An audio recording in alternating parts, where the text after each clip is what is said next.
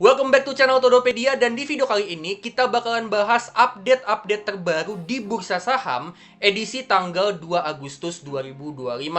So, tonton video ini sampai habis kalau kalian mau tahu apa aja sih update terbaru yang terjadi di bursa saham untuk edisi tanggal 2 Agustus 2025. Ya, sebelum kita mulai videonya, gue mau bilang jangan lupa subscribe channel Todopedia dan juga jangan lupa untuk tekan lonceng notifikasi supaya kalian terus up to date sama channel Todopedia. Terus selain itu jangan lupa juga untuk cek produk digital dan juga jasa digital yang gue punya di linkit/Todopedia, atau kalian juga bisa akses di channel page Todopedia ya di bagian tab store. Di situ kalian bisa cek produk dan jasa digital yang gue punya yang bisa berguna buat kalian. Ya, dan kalian juga bisa join membership Todopedia, di mana di sini kalian akan dapat extra benefit dengan harga yang terjangkau. Ya, benefitnya mulai dari stock pick, dapat video khusus, dapat artikel premium, template Excel, dan juga akan ada live Q&A khusus untuk para member. Ya, ini dengan harga yang terjangkau. Buat teman-teman yang mau join, langsung aja masuk ke link yang ada di bawah ya, bit.ly/join membership Todopedia. Di situ kalian bisa join, dan nanti setelah kalian join, kalian bisa dapat semua benefitnya ya di playlist Todopedia yang namanya video khusus membership. Ya, kalian buka channel page Todopedia dan di situ kalian bisa ketemu playlistnya namanya video khusus membership. Di situ kalian bisa dapat semua benefit-benefit yang bisa kalian dapat untuk program membership ini. Oke, kalau gitu yuk langsung aja kita mulai ke videonya.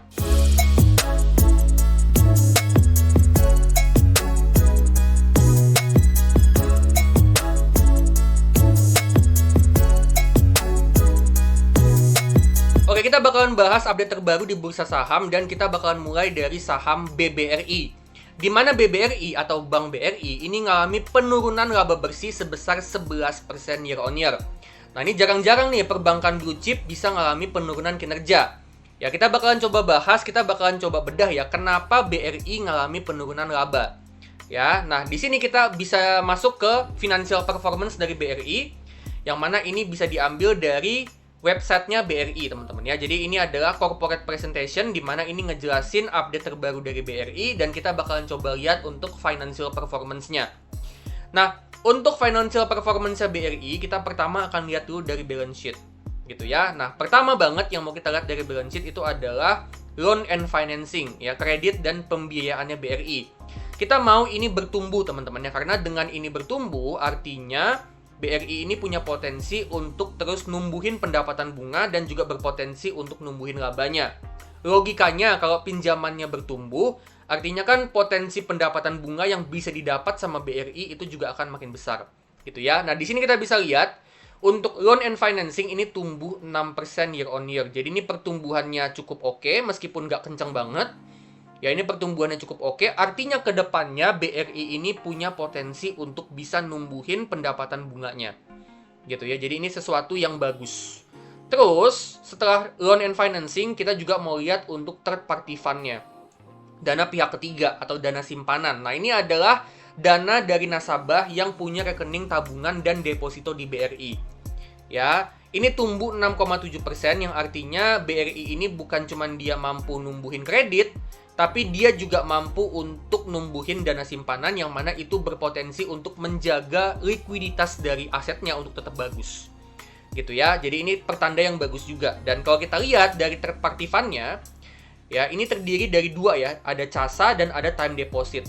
Ya, CASA ini adalah dana nasabah yang bunganya kecil, time deposit itu adalah dana nasabah yang bunganya gede. Nah, idealnya kita mau CASA-nya ini pertumbuhannya lebih besar daripada time deposit. Logikanya adalah kita mau supaya pertumbuhan dari dana yang bunganya kecil itu lebih besar supaya BRI ke depannya bisa lebih hemat dari segi beban bunga. Gitu ya. Kita mau untuk dana nasabah yang bunganya kecil itu semaksimal mungkin, sebanyak mungkin, dan untuk time depositnya yang mana ini adalah dana nasabah yang bunganya gede itu seminimal mungkin. Nah, di sini kita bisa lihat CASA-nya tumbuhnya 10% year on year, dan untuk time deposit tumbuhnya minus 0,1% year on year. Jadi ini pertumbuhan yang bagus untuk third party fund, bukan cuma dia mampu numbuhin dana pihak ketiga, dana nasabah, tapi dari dana nasabah yang tumbuh itu didominasi dari pertumbuhan CASA. Gitu ya. Jadi ini sesuatu yang bagus dari segi balance sheet. Next, kita mau lihat dari segi income statement. Nah, di sini kita bisa lihat teman-teman ya, untuk net interest income kita ke kolom yang paling kanan teman-teman ya, ini tumbuh 2,8% ya. Jadi pendapatan bunga bersihnya bisa bertumbuh ya, dan ini tentunya sesuatu yang bagus meskipun memang pertumbuhannya tipis. Terus untuk other operating income, non-interest ya, non-interest income-nya atau pendapatan non-bunga yang bukan dari kredit, bukan dari pinjaman, itu tumbuh 10%. Nah, jadi bisa dibilang ya, ini kan pendapatan bunga tumbuh 2%, pendapatan non-bunganya tumbuhnya 10%. Ya, jadi bisa dibilang bahwa untuk pendapatan non-bunganya ini cukup membantu pertumbuhan dari pendapatan BBRI, dan bahkan bisa dibilang ini jadi katalis utama yang mendorong pertumbuhannya BRI. Meskipun memang untuk nominal ini memang nominalnya masih kecil ya, 73 triliun dibandingin sama 26 triliun gitu ya. Tapi memang pertumbuhan dari non-interest income ini cukup mendorong pertumbuhan pendapatannya BRI secara overall gitu ya. Nah, terus untuk laba operasional, ya, kita bisa lihat di bagian bawah untuk laba operasional atau pre-provision operating profit, ini tumbuhnya 2%, ya, yang artinya apa? Yang artinya dengan dia tumbuh 2%, artinya BBRI sebenarnya dari segi operasional, dia ini masih bertumbuh, gitu ya. Pre-provision operating profit ini adalah ukuran untuk pertumbuhan dari laba secara operasional. Nah, dengan BRI masih bisa tumbuh labanya 2,2%, laba operasionalnya, itu artinya secara operasional, BBRI ini sebenarnya masih bertumbuh. Nah, cuman, ya, di bagian bawah dari pre-provision operating profit, ini ada provision expense, yang mana ini adalah beban dari pencadangan. Nah, beban pencadangannya inilah yang jadi pemberat dari BRI, di mana pencadangannya tumbuhnya 25% year on year. Ya, jadi laba operasionalnya tumbuhnya cuma 2%, tapi beban pencadangannya tumbuhnya 25%. Dan itulah yang ngebuat laba bersihnya BRI bisa minus 11% year on year, dari 29,7 triliun jadi 26,2 triliun. Jadi memang laba bersihnya itu minus, itu sebenarnya karena memang untuk beban pencadangannya ngalami lonjakan yang cukup signifikan. Gitu ya. Jadi dari sini kita bisa dapat gambaran bahwa sebenarnya kinerja BRI dari segi operasional itu masih bagus. Gitu ya. Memang ada peningkatan beban pencadangan yang ngebuat laba bersihnya itu menurun, tapi secara operasional BRI ini dalam kondisi yang masih bagus. Ya. Dan untuk rasio keuangan kita bisa lihat di halaman bawah ya teman-teman ya, halaman belakang, di halaman sekitaran halaman 50 ya. Kita bisa lihat di sini di 57 ya, 57. Nah, di sini kita bisa lihat bahwa untuk BRI ini dari segi NIM atau dari segi margin bunga bersih ini masih tinggi banget ya, di 7,8%. Artinya BRI ini tetap dia mampu untuk cetak bunga yang besar dari pinjamannya, dan memang wajar karena kan BRI kan banyak kasih kredit itu ke mikro, dan mikro itu memang dia bunganya gede ya. Kredit mikro itu adalah kredit yang high risk dan high return gitu ya. Nah, NIM-nya 7,8% itu masih gede banget, masih tinggi banget. Dan juga untuk NPL-nya ini 3%. Nah, ini memang yang gede ya. Jadi BRI ini memang concern-nya ada di NPL ya, karena dia kan perbankan mikro ya. Jadi memang NPL-nya gede ya, makanya tadi pencadangannya itu juga bisa bertumbuh signifikan gitu ya. Tapi dengan penurunan laba pun yang gue suka adalah dengan BRI ini labanya turun, itu aja masih ngebuat ROE-nya tuh masih ada di 16%. Jadi dengan penurunan laba sekalipun itu ROE-nya masih cukup besar. Jadi BRI ini masih termasuk perbankan yang secara overall ya menurut gue kinerjanya itu juga masih bagus banget. Gitu ya. Dan casanya di 65% ini bagus ya. Gue mau minimal itu 60%. Idealnya casa itu minimal 60%. Char-nya juga masih gede banget di 25%. Yang mana untuk char ini sebenarnya gue pengennya itu di minimal itu 15%. Gitu ya. Jadi secara overall teman-teman ya, BRI ini kinerjanya masih cukup bagus sampai di semester pertama tahun 2025. Yang membuat kinerjanya BRI itu turun adalah pencadangannya. Tapi yang namanya pencadangan itu tentunya nggak akan selamanya tinggi. Gitu ya, karena ini memang ekonomi kita ini bisa dibilang lagi dalam kondisi yang lagi agak lesu. Gitu ya, makanya kredit macetnya banyak, makanya pencadangannya juga gede. Gitu. Tapi dengan kedepannya ekonomi itu ada siklusnya dan bisa pulih ya, kedepannya menurut gue yang namanya beban pencadangan itu nggak selamanya tinggi, nggak selamanya dia akan naik signifikan gitu ya. Jadi Tentu kedepannya menurut gue dengan kinerja yang kayak begini, dengan kinerja yang masih bagus, menurut gue BRI ini prospeknya masih cukup bagus untuk kedepannya. Terutama kalau kita lihat di bagian ultra mikro teman-teman ya. Ultra mikro ya, BRI ini kan dia ngebentuk holding ultra mikro bareng sama Pegadaian dan PNM ya. Nah, di sini kita bisa lihat untuk Pegadaian ya, laba dari Pegadaian ini bertumbuh 23%. Jadi laba dari Pegadaian masih tumbuh signifikan. Ya, labanya itu masih tumbuh signifikan dan tentunya dalam jangka panjang Pegadaian ini bisa jadi katalis pertumbuhan yang cukup signifikan buat BRI. Ya, jadi Pegadaiannya masih tumbuh 23% dan ini tentunya bagus. PNM-nya gimana? PNM-nya juga masih bertumbuh meskipun memang pertumbuhannya nggak gitu kencang banget. Gitu ya, tapi overall untuk Pegadaian sama PNM ini bisa jadi katalis pertumbuhan untuk BRI yang cukup signifikan untuk jangka panjang. Dan kalau kita lihat juga ya untuk BRI ini ya dari segi mobile banking atau digital banking ya, untuk Brimo-nya ini masih ngalami peningkatan jumlah pengguna, peningkatan jumlah transaksi dan juga peningkatan dari nilai transaksi. Jadi Brimo-nya ini masih bertumbuh juga teman-teman gitu ya. Digital bankingnya BRI yaitu Brimo ini masih ngalami pertumbuhan dan tentunya dengan penggunanya bertambah, transaksinya makin banyak, nilai transaksinya juga makin gede gitu ya. Tentunya itu bisa jadi sumber pertumbuhan dari pendapatan non bunga untuk BRI. Ya, jadi prospek pertumbuhan BRI menurut gua untuk kedepannya dalam jangka panjang terutama ini masih bagus, di mana itu akan didorong sama digital banking Brimo dan juga didorong sama pertumbuhan dari Pegadaian sama PNM. Gitu ya. Dan terakhir teman-teman ya, BRI ini kan dia juga mau kasih pinjaman ke Koperasi Desa Merah Putih atau KDMP. Ya, tentunya ini juga bisa jadi potensi pertumbuhan kredit untuk BRI, terutama kredit mikronya. Gitu ya. Jadi ini bisa jadi potensi ekspansi kredit yang cukup besar untuk BRI. Dan dengan adanya KDMP ini, BRI ini juga dia nggak cuma bisa numbuhin kredit, tapi dia juga bisa cross-selling produk dia yang lain. Kayak contohnya digital banking, ya contohnya produk-produk kayak Pegadaian sama PNM, itu kan juga punya produk. Gitu ya. Jadi itu dengan kayak gitu BRI itu juga bisa ngejual produknya yang lain dan tentunya itu juga bisa berpotensi untuk numbuhin pendapatannya dia ya, pendapatan dari non bunganya, pendapatan dari digital bankingnya dia, terus juga pendapatan dari si Pegadaian sama PNM juga berpotensi untuk meningkat. Jadi dengan adanya KDMP ini ya, menurut gua akan jadi pertumbuhan yang cukup bagus untuk BRI meskipun memang dengan adanya KDMP ini juga berpotensi untuk ningkatin NPL-nya BRI. Jadi tetap mesti waspada, tapi overall menurut gua prospeknya BRI ke depannya masih cukup bagus. Oke, kita masuk ke update yang berikutnya di mana kita bakalan bahas update terbaru dari saham BBNI atau Bank BNI.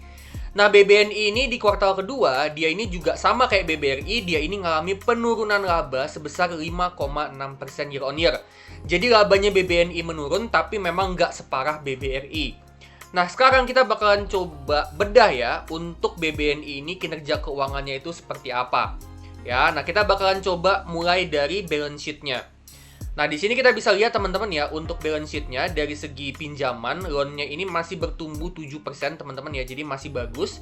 Yang artinya ke depannya potensi dari pertumbuhan pendapatan bunganya masih ada dan masih cukup bagus untuk ke depannya. Terus pertumbuhan dari pinjaman ini dibarengin sama pertumbuhan dari dana pihak ketiga yang tumbuhnya 16% year on year. Yang artinya ya, ketika kreditnya bertumbuh di saat yang bersamaan dana simpanannya juga masih bertumbuh, ya itu tentunya sesuatu yang bagus karena itu bisa menjaga likuiditas aset dari si BBNI. Dan untuk kenaikan dari third party fund atau dana simpanan, ya di sini kita bisa lihat kalau untuk casanya ini pertumbuhannya lebih besar ya, dimana pertumbuhan casa ini 18,7%, sedangkan untuk time depositnya itu cuma 11%.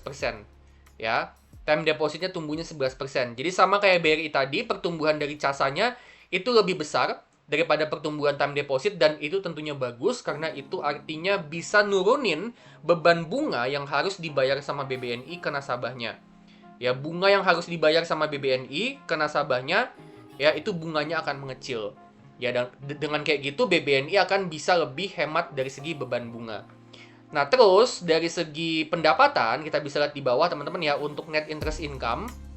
Ya, ini pendapatan bunga bersihnya tumbuh tipis. ya 2,3%. Terus untuk non-interest income atau pertumbuhan non-bunga ini menurun ya. Jadi agak jadi beban nih. Ya non-interest income-nya agak membebani nih. Membebani pertumbuhan pendapatan dari BNI. Gitu ya. Jadi memang untuk pendapatan non-bunganya ngalami penurunan gitu ya. Dan ini agak memberatkan pertumbuhan dari BNI.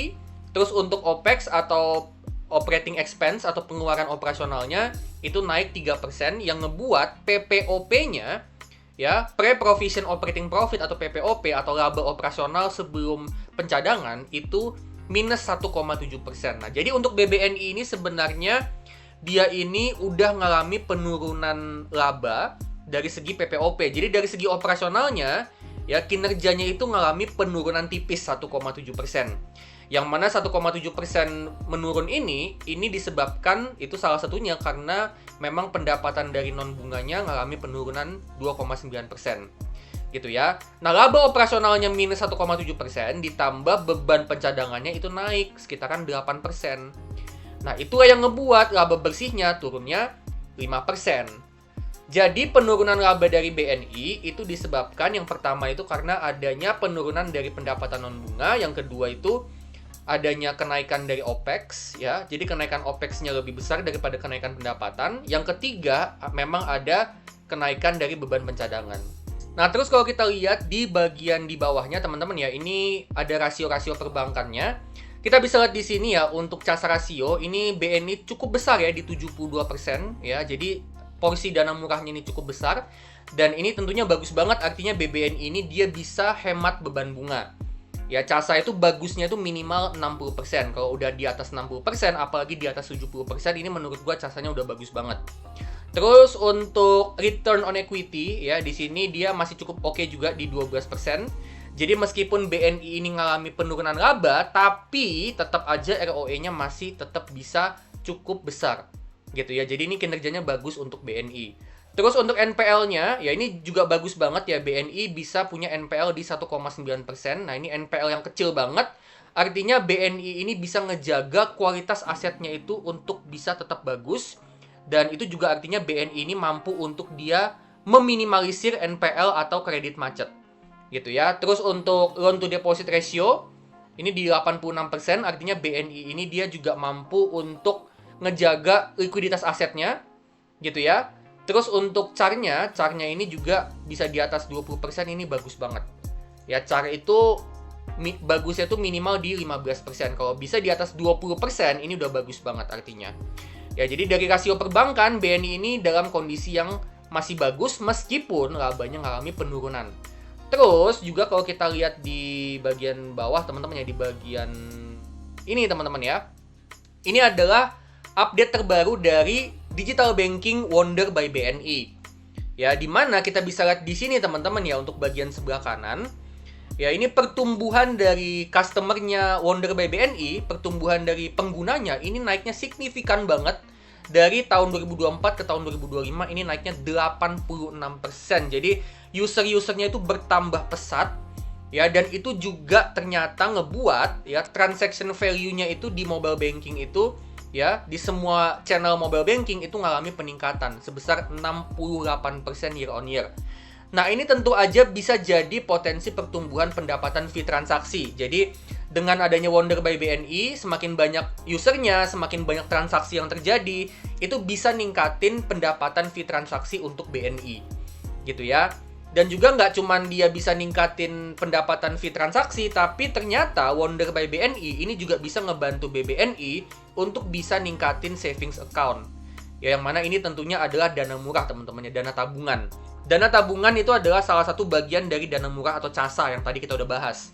Ya, dengan kayak gitu, dengan dana murahnya bisa ditambah, dengan dana murahnya bisa bertumbuh, efek dari adanya Wonder by BNI tentunya itu ngebuat BBNI ini kedepannya dia bisa dapat casa yang semakin besar, dan itu bisa ngebuat casa rasionya BNI ini bisa meningkat dan bisa ngebuat BNI semakin lama semakin hemat dari segi beban bunga.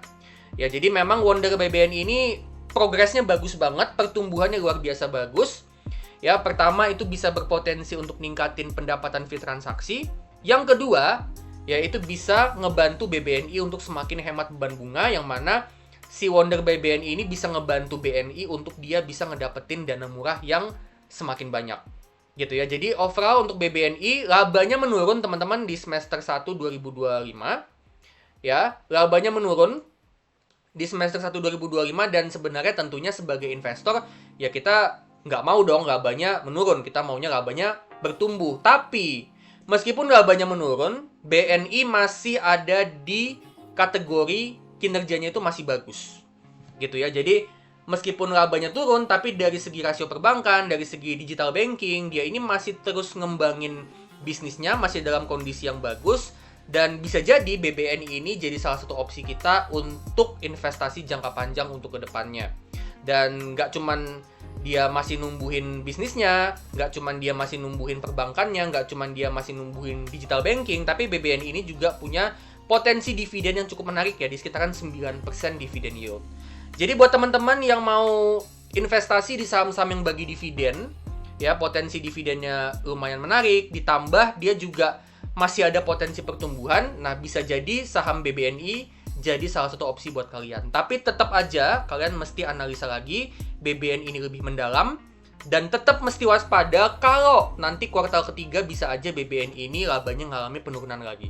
Oke, kita bakalan bahas update berikutnya yaitu dari saham TPMA. Di mana TPMA ini ngalami penurunan laba di kuartal yang kedua. Ya, kita bisa lihat di sini kuartal kedua labanya ngalami penurunan. Nah, kita bakalan coba ya lihat laporan keuangan yang terbaru dari TPMA dan kita bakalan lihat ya kenapa sih laba bersihnya TPMA ini bisa ngalami penurunan. Nah, pertama kita bakalan bahas dulu dari segi pendapatan. Nah, pendapatannya kita bisa lihat di sini ternyata pendapatannya aja memang sudah menurun teman-teman ya. Jadi ini pendapatannya ngalami penurunan dari 59 juta US dollar, ya ini satuannya dari dolar Amerika ya. 59 juta US dollar pendapatannya di tahun 2024 turun jadi 54 juta US dollar. Jadi dari pendapatannya aja udah ngalami penurunan. Terus beban langsungnya ini ngalami penurunan, jadi ada sedikit efisiensi lah ya, bebannya menurun. Tapi itu nggak mampu untuk nolong laba kotornya, jadi laba kotornya juga tetap menurun. Gitu ya, laba kotornya menurun.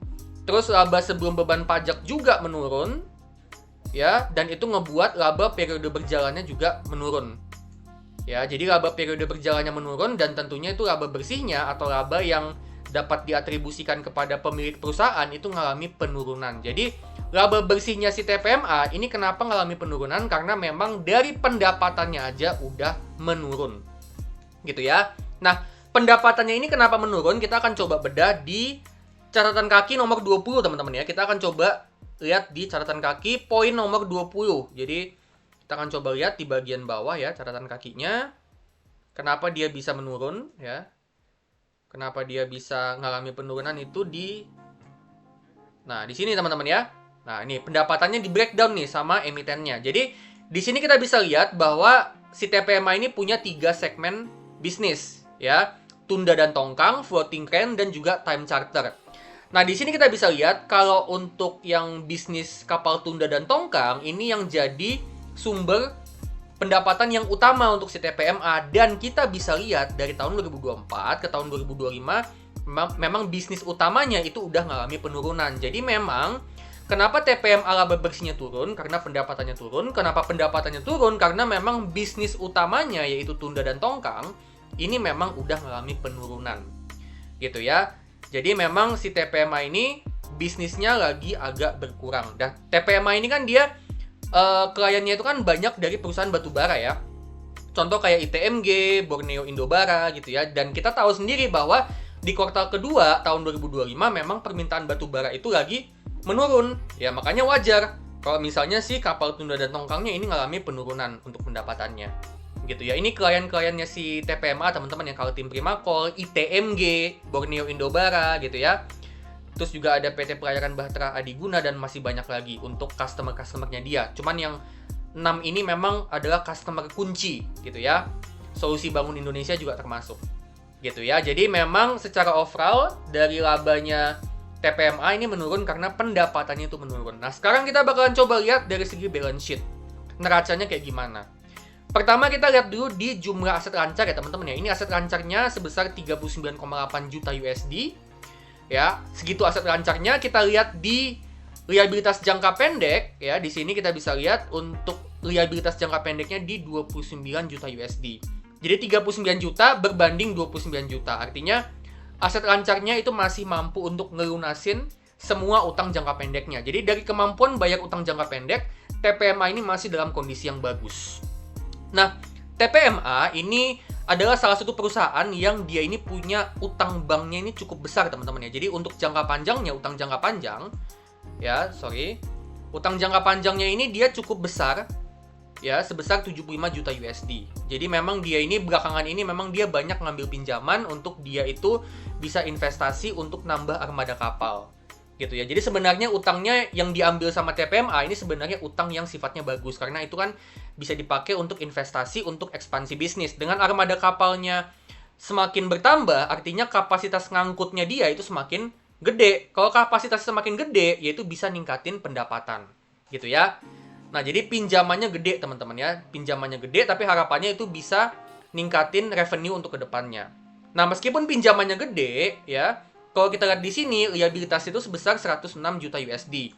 Nah, kalau kita bandingin sama equity-nya ternyata masih lebih gede, teman-teman ya. Jadi meskipun utangnya banyak, ya, tapi ternyata equity-nya masih lebih gede daripada liabilities-nya. Jadi ini sesuatu yang bagus sebenarnya untuk TPMA. Jadi overall, meskipun pinjamannya gede, tapi kondisi balance sheet TPMA masih dalam kondisi yang sehat. Nah, sekarang kita coba lihat untuk cash flow, teman-teman ya. Cash flow-nya gimana? Kita bisa lihat di sini untuk arus kas dari operasional. Ya, di sini kita dapat untuk arus kas bersih dari aktivitas operasi atau operating cash flow-nya ini masih positif meskipun agak menurun ya. Dari tahun 2024 teman-teman masih agak menurun ya. Tapi seenggaknya masih bisa positif dan untuk tahun 2025 ya, operating cash flow-nya 21 juta USD dibanding sama untuk capex-nya ya, perolehan aset tetap sama uang muka pembelian aset tetapnya ini kalau kita totalin ya sekitaran 16 juta USD, artinya masih bisa positif ya. 21 juta dikurang 16 juta berarti sekitaran free cash flow-nya itu di kisaran 5 juta USD gitu ya. Jadi operating cash flow-nya 21 juta USD, capex-nya di sekitaran 16 juta USD ya, artinya free cash flow-nya di kisaran 4 sampai 5 juta USD. Jadi masih bisa positif dan ini tentunya sesuatu yang bagus. Ya, jadi meskipun memang penurunan labanya cukup besar ya untuk si TPMA ini, ya bisa hampir sekitaran 10% teman-teman, pendapatannya menurun, labanya menurun, tapi menurut gua dari segi kinerja keuangan, dari segi balance sheet-nya terutama sama cash flow masih cukup bagus, ya. Dan TPMA ini dia masih bisa bagi dividen dengan yield yang cukup menarik ya. Kemarin itu kan harga sahamnya sempat turun, tapi menurut gue dividen yield-nya ini cukup menarik di sekitaran 13%. Nah, cuman TPMA tentunya juga akan terpengaruh sama bisnis batubara, teman-teman. Jadi tetap mesti hati-hati. Dan buat teman-teman yang mau analisa TPMA, salah satu yang mesti dianalisa kalau kita mau analisa TPMA itu adalah analisa gimana tren dari permintaan batubara dan juga beberapa komoditas kayak nikel. Gitu ya. Jadi itu TPMA, teman-teman ya. Jadi overall labanya menurun karena pendapatannya juga mengalami penurunan. Dan kita masuk ke update yang terakhir, ini update dari saham SSIA ya, di mana SSIA ini kan dari beberapa waktu terakhir ya, dalam sebulan terakhir ini naiknya udah luar biasa teman-teman ya, dari 1000-an ya naik sampai 2600 ya. Dan memang belakangan ini ya memang untuk beberapa investor itu masuk, diantaranya ada Henan Putirai, ada TPIA, dan juga ada Grup Jarum. Jadi banyak investor dan juga konglomerat yang masuk ke SSIA ini. Ya, ini belum tahu persisnya kayak gimana, apakah ada rencana ekspansi strategis, ada investasi strategis di lahannya SSIA, mungkin konglo itu mau ngebangun bisnis di lahannya SSIA, itu belum jelas ada maksud apa, tapi intinya banyak investor ini masuk di SSIA. Nah, cuman baru-baru banget ya muncul berita bahwa direkturnya SSIA ya ini ngelepas sahamnya di harga premium. Ya, dimana untuk direkturnya Wilson Effendi ya ini mengurangi porsi kepemilikan sahamnya. Jadi dia bukan ngejual semuanya, tapi dia cuma ngurangin doang. Ya, logikanya adalah kalau gue jadi direktur, gue juga pasti akan ngelepas sahamnya. Ya, dengan sahamnya udah naik tinggi banget, ya pasti gue akan take profit minimal sebagian. Logikanya kan kayak gitu ya. Nah, jadi ini menarik banget nih ya. Ini drama SSIA ini berlanjut terus ya. Jadi setelah kemarin TPIA masuk, Grup Jarum masuk, Henan Putirai sempat keluar, terus masuk lagi gitu ya. Terus habis itu ternyata direkturnya ngelepas di harga premium, di harga atas.